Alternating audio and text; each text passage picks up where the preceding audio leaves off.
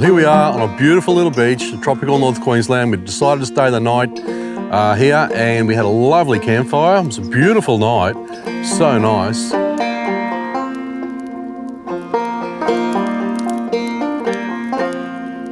During the night, although we had a 3.8 metre king tide, it came right to the top of the beach, almost lapping the back wheels. And that's what I like about these tents. Having a rooftop tent. Especially in croc country, because we get several large crocodiles travelling this beach, and there's been quite a few dogs taken as well. Yeah. So being way off the ground is a bonus for me. And that's why we decided to do a review on these tents and the ones we've chosen. We've travelled extensively. It's our job, really, to travel both in boats and four-wheel drives. And me personally bought this Autohome Columbus. That's both of them Autohome Columbus tents. This one I bought way back 11 years ago to cross the Simpson on my own. And it has been such a fantastic tent that when Ryan got the new Tourer, it was just a no-brainer to put the same tent, just a newer larger version, on his cruiser. So join us as we talk about why we've chosen these rooftop tents.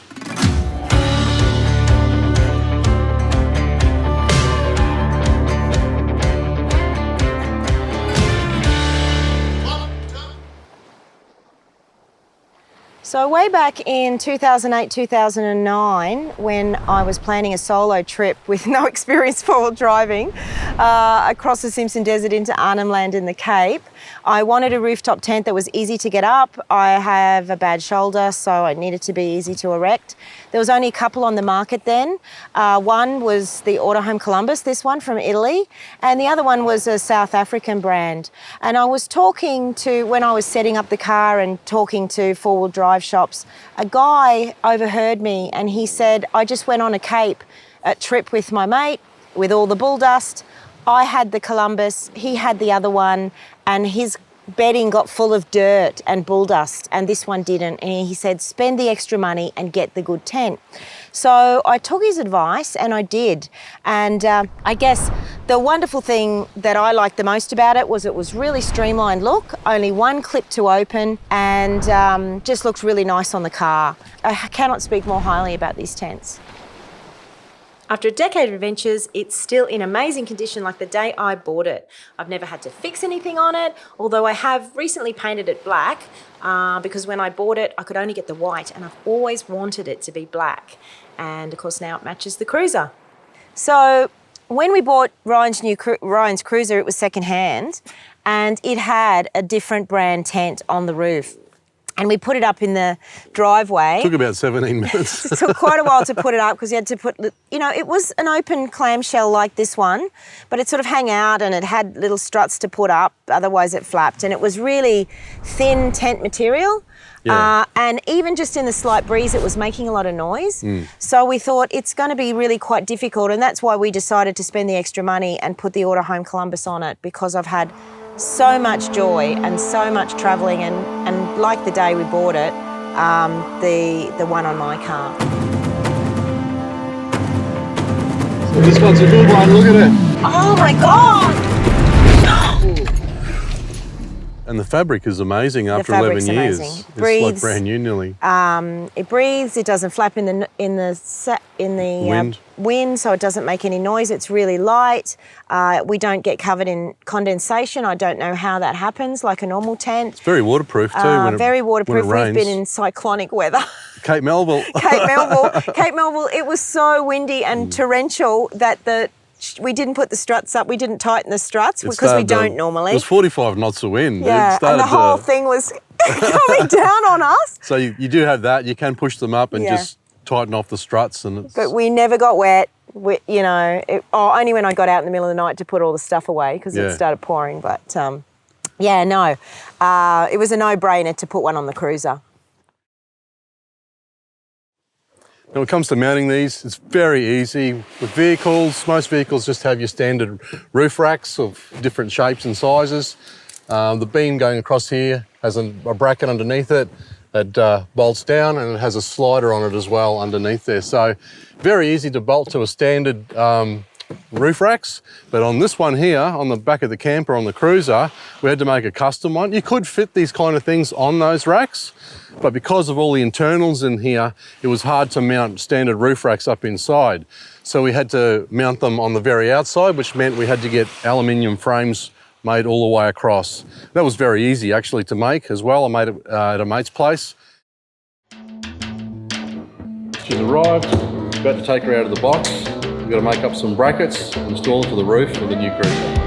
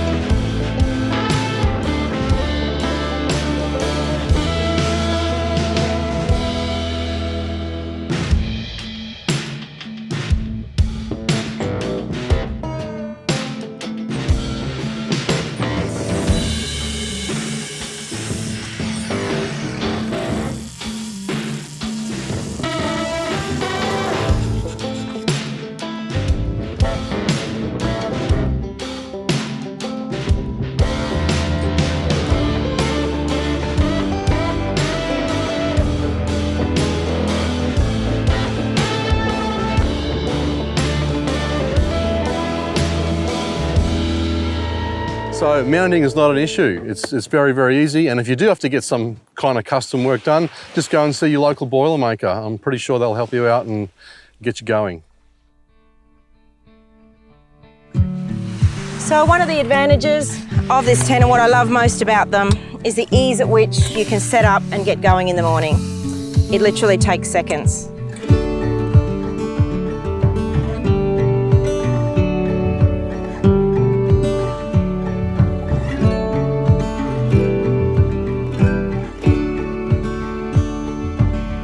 So getting in and out of the tent's pretty easy with this ladder. In fact, the newer version has an even easier way than my old one to solidify the ladder. I always feel comfortable climbing up the ladder, especially when I have to bring the dogs up because they sleep with us. So I generally have a dog under one arm. A little tip is always put a mat at the bottom, because when you're getting up and down, you don't want to be bringing dirt into your bed. So I always put a mat down the bottom, although needs a bit of a shake at the moment. The design of the tent is for the ladder to go inside the tent, so it will fit, comes in a bag. But I find when I'm traveling on my own, with my bad shoulders, just getting it in and out is a bit of a pain in the butt. So I actually had these made in Birdsville. I was driving along past some guy. I'd been taking the ladder in and out. It was a bit annoying. And I saw a car drive past with brackets on the side and then ladder outside. So I raced after them, flashed my lights and said, can I take some photos? Which I did. And then I went down to the Birdsville pub and said, who can build me these? And a very kind gentleman, I went down to the dump, got some bits and pieces and built them for me. And they have been on the car for 11, 12 years now. So I store my ladder on the outside. The cruiser is, the ladder is a millimetre too long for the back tray. So we're not quite sure what we're going to do about that. We have got extendable ladder to use, or we may put it in the tent. We're not sure. Sometimes Ryan puts his rods in the tent, so we don't really want a ladder bouncing around with them. But if you don't mind getting the ladder out of the back of the tent, or you can easily mount the, we may mount it on the outside of the cruiser as well. So that's just a bit of information about the ladder. So on the cruiser, because the sides open up, we get in over the back. You can get in either side or over the back. It's pretty flexible. And, you know, like I said, you can see how really sturdy this ladder is. All the bedding is inside. It will shut quite easily with all the bedding inside. The canvas is, it's made in Germany, and it's just such a beautiful fabric. It's not like that terrible noisy tent material. It's just a beautiful fabric. So as you can see, we've got 3 blankets in here and 2 pillows. It still closes quite easily. A lot of tents I hear, you can't leave your bedding inside, which really defeats the purpose of having a rooftop tent, because then you've got to pull everything in and out. You know, the advantage is this: you pop up, you get in. It's just so easy. The struts help it pop up. You can screw them up and down to tighten the lid if it's really windy. Most of the time, I've never ever bothered to do that. I think it's kind of neat when it moves a little bit anyway. Of course, we have a netting here to put your bits and pieces, jumpers and things in. A light touch, you just touch the light and it turns on, which is pretty neat. Fly screens. Now these things hanging down, actually, they are when you close the tent. This is what pulls it in to make it easier to close. So you put those on, that's what pulls everything in when you close the tent, makes it really easy. As for the fly screen, you've got a nice fly screen, and it moves all the way to the side, so you can actually get it all the way out of the way with these little Velcro holders. And this is the main part of the tent. Again, you can flap it down, you can zip it all the way up, and it's the detail on these tents that I love. Double stitching. This bit of plastic here stops any rain coming in. When you want to tuck that in, if it is raining, you just tuck it in to the side here. There's a bit of Velcro in there, and the other flap hangs out so no rain gets in. So we've never had rain ingress into this tent, and we have been in some pretty gnarly storms. Me personally, I like to just push everything to the side and sleep as natural as I can. You know, you don't want to watch me doing up the clips, but there's all the little Velcro clips so that you can do everything up properly and make it really neat. If you're a bit OCD, I'm definitely not OCD when I'm camping, that's for sure. So we just tuck it all in there. And also the advantage of the clamshell pop-up one, that you can get ones that pop up like that, but I liked this one because you can really sit up tall, you can put your clothes on, you can get your hands up. There's a lot of room, you know, if it's a bit rainy and you're cooped up in here a little bit, there's a lot of room. For longer people, there is an extra long version. We don't have an extra long version. Ryan's like 5'9", I'm 5'6". We don't touch the end, even with the 2 dogs in here.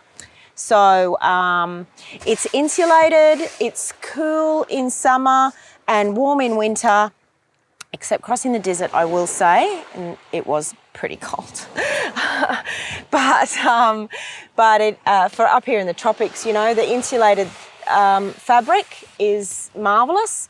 And I just want to say too that these tents were the original patent for rooftop tents. So the original and the best, they say, back in the 50s, they were the first ones to ever come up with the idea of a rooftop tent.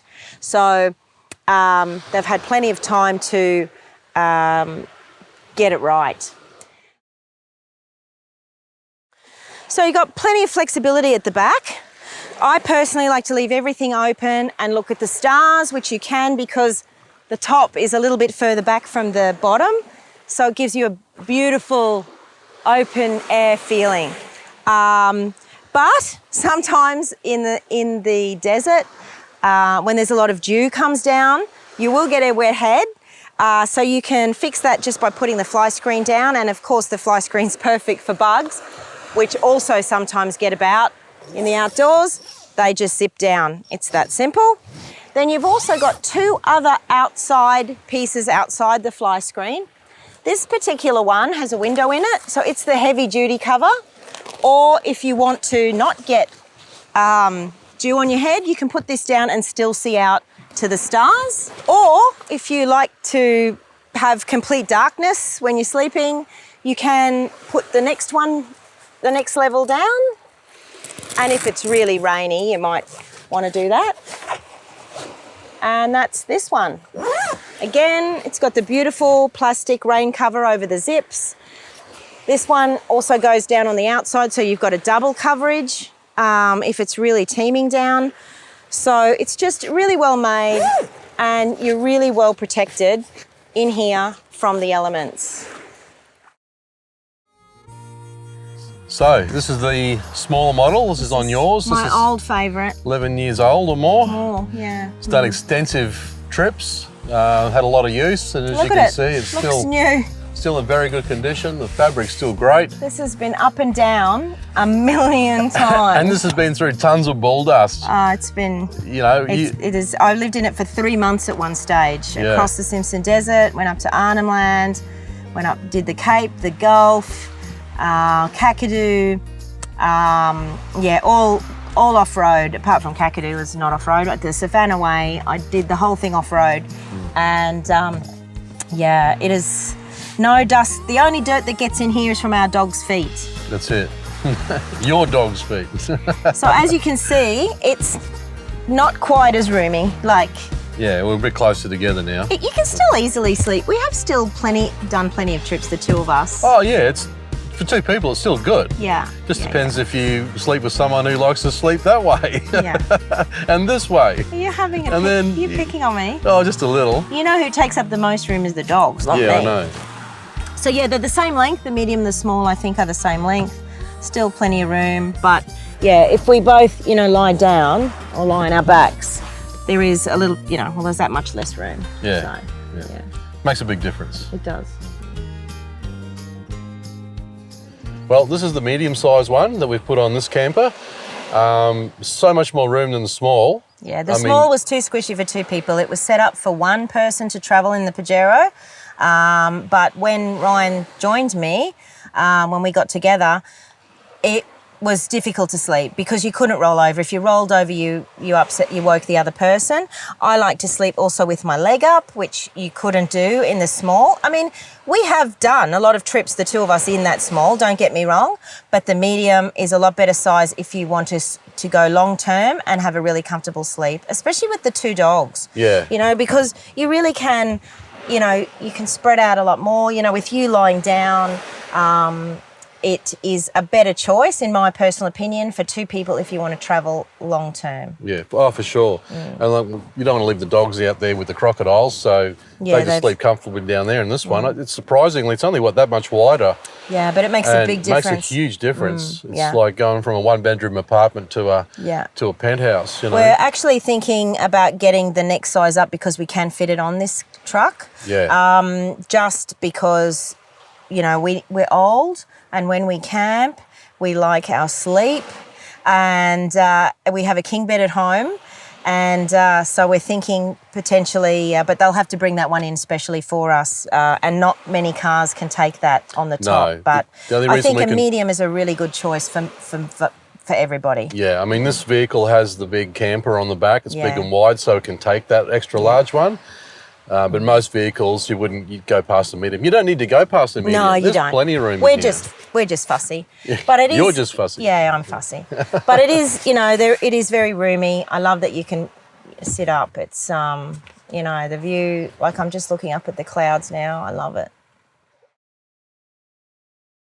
Now this one here on the Super Tourer is ridiculously high. You won't get a rooftop tent on the back of a ute much higher than this one. So it can be a little bit more difficult for shorter people and that, but hey, the hubby's always here. So I'll show you how I do this one. First up, I come up to the top. I've got my cross wires already pulled in. I've released the struts. I grab them from the side here like so. So it pulls in the flaps. Pull it down like that. Tuck all that in. There's also the lanyard. You can also pull it down by the lanyard. But I have to, because I'm up so high, to pull that shut now, I have to just reposition the ladder quickly. Just put it down under there now. I've got a couple of plastic bits on there. Stop it rubbing against the tray. And now, simply pulling down. This one here's got a different latch. Done. So that's how I close it. Just pull those sides in and it helps anything that might get jammed down the sides, which makes it harder to compress. Well, there you go. That was under a minute to pull down. Very, very easy, and very easy to put back up again. So in conclusion, we haven't tried all the tents on the market, but we can say with absolute certainty that you won't be disappointed with an Autohome Columbus, even though they are a bit expensive. They are on the higher end, but they are It's worth it. Not made in China. Poor man pays twice. Poor man pays twice. And the super big advantage of having any rooftop tent really is that you don't have to tow a trailer. So, you know, because we always have a boat, so we need to tow a boat. A lot of people will tow a camper and put a rooftop tinny like a 3.8. Yeah. Now, in our waters up here, in some of these remote areas, that's not a good sized boat to be in. You know, so I'd rather tow a slightly bigger boat on an off-road trailer and have the camper on top. And have the rooftop tent on top. Yeah. So that's why we've gone for a rooftop tent. That's why we've gone for an Autohome Columbus. And yeah, I hope that's been informative for you if you are in the market for a tent. That's it. Anyway, guys, if you like this little tip and you'd like to see more, subscribe to our YouTube channel, like us on Facebook and Insta, and if you only want some special tips we send out by email only, head on over to our website, ryanmoodyfishing.com, sign up for free email updates. Get into the great outdoors. Keep fishing smarter. And I'll see you next time.